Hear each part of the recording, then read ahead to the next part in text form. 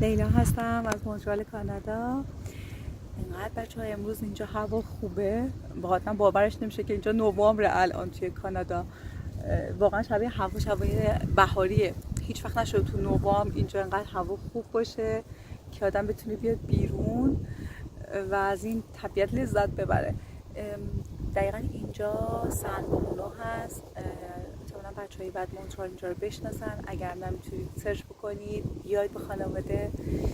هم بهار اینجا خیلی خوشگله، پاییزش هم ما قبلا اومدیم فوق‌العاده قشنگه، الان هم که فوق‌العاده است دیگه. هوا می‌بینید خودتون، دریاچه‌ش هم ببینید بچه پشت سر من، اگر کامل مشخص باشه. دلم می‌خواستش شما هم زیبایی رو ببینید، از این هوای خوشگلی که من حداقل توی این 7 ساله ندیدم توی مونترال توی نوامبر.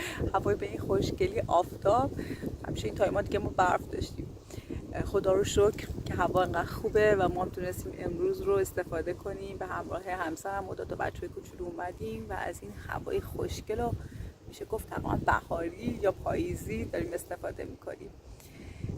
روزتون خوش، براتون بهترینا رو بچه‌ها آرزو میکنم. انشالله که همتون سلامت باشید. خداحافظ.